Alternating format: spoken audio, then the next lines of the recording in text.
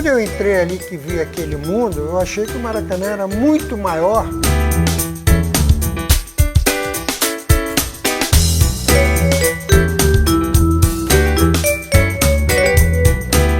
E como o Grajaú era perto do Maracanã, era fácil ir. Eu ia para o Maracanã de bonde.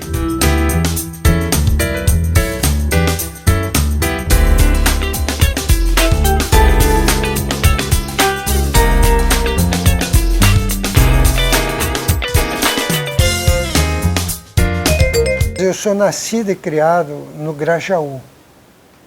E ali eu dei os meus primeiros pontapés na bola, porque perto da minha casa tinha um campo de futebol e a garotada jogava muito ali, né? E um dia, já eu com meus 15 para 16 anos, um amigo meu recebeu um convite para treinar no Madureira.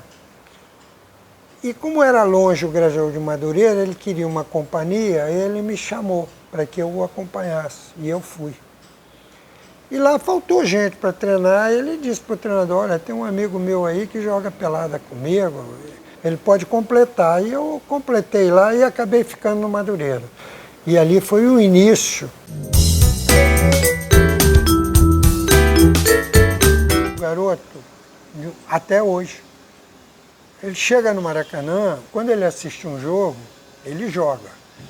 Ele se coloca dentro do campo como se ele estivesse jogando, né?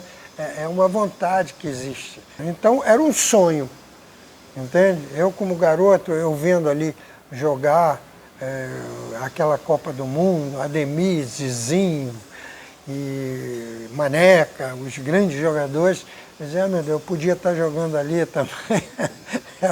Era um sonho.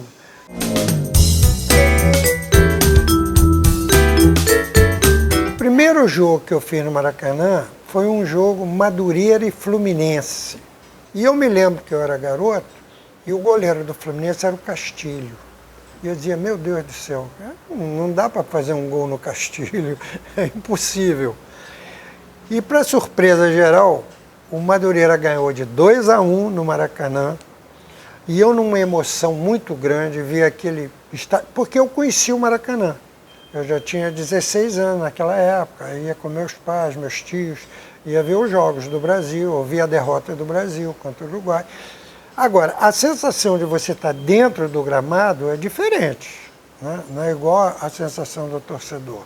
E para alegria minha, eu fiz um gol.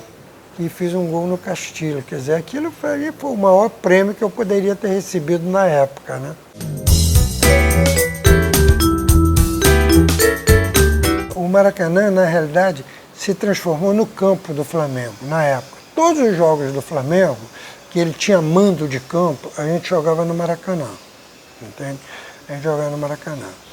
E, claro, o Flamengo no Maracanã, ele crescia muito. O Maracanã era fantástico para nós. Nós nos sentimos em casa jogando no Maracanã.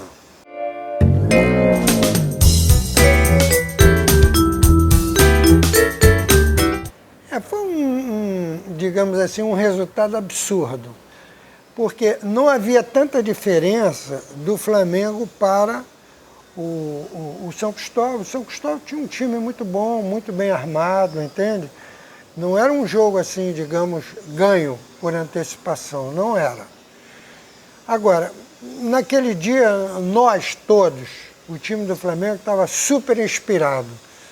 E aí não teve como, não tinha como, entende? Eles nos pararem. E eu estava também num dia muito feliz, né?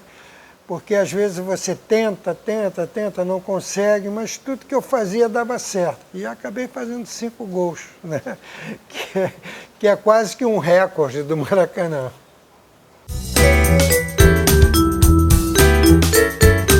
E o Maracanã, hoje não tem o público que tinha antes. Antes o Maracanã botava 120, 130, 140, chegou até a botar 170 mil pessoas no Fla-Flu, entendeu? Então, o ambiente era um ambiente fantástico. Você que estava ali dentro, você respirava aquele ambiente, entende? Era uma coisa maravilhosa. Olha, no Maracanã nós tivemos jogos importantes, as finais, quando nós conquistamos o tricampeonato contra o América, foram jogos importantes. E jogos que ficaram muito marcados no Maracanã foram os jogos que o Flamengo fez contra o Honvéd, que era o time da Hungria, né? Que tinha os grandes jogadores húngaros, né? Puskás, Kocsis e Cibor, e que eu tive a felicidade na Europa de jogar com eles, lado a lado. Entendeu? Então aqueles jogos foram muito importantes. É claro que um Fla-Flu era importantíssimo, um Flamengo e Vasco pela realidade, pela rivalidade, entende? Mas eram jogos comuns, passaram a ser corriqueiros, né? Todo ano a gente jogava Flamengo e Vasco. E você jogar contra o Honvéd não era. Teve boas vitórias e grandes derrotas também, porque faz parte da vida da gente. Você dizer qual foi a maior derrota ou qual foi a maior vitória, a maior vitória é sempre aquela que te dá um título, não é? Te dá um título. Eu, por exemplo, aqui ganhamos uma Copa do Brasil com o Grêmio em cima do Flamengo, entende? É uma coisa importante para a nossa carreira. Eu, quando assumi o Flamengo estava numa crise muito grande, em termos de relacionamento, de jogadores e tal, estava muito desajeitado, desarrumado. E no intervalo de um jogo, quando nós entramos no vestiário, nós estávamos perdendo esse jogo por 1-0. Ele entrou muito nervoso, reclamando dos companheiros e tal. E eu chamei ele e disse: Romário, era assim. Os jogadores discutindo aqui, isso acabou. Agora aqui no intervalo quem fala sou eu, e mais ninguém. E ele disse: não, eu vou falar. Eu disse: não, não vai não. Aí entrou o pessoal tudo bem. Ele voltou, nós ganhamos o jogo de 2-1. Ele fez os 2 gols, jogou muito bem, entende?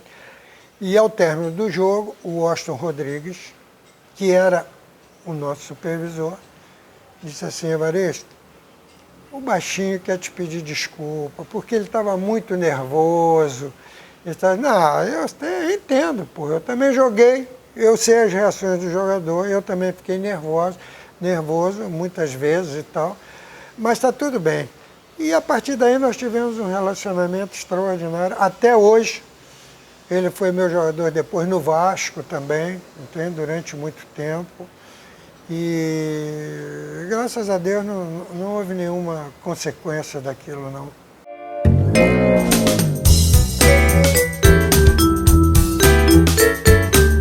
O Maracanã,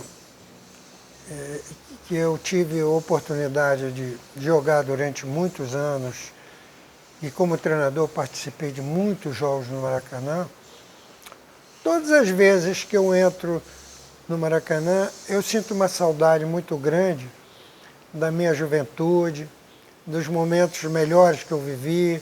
Relembro também as decepções que tive, mas eu me sinto muito confortável.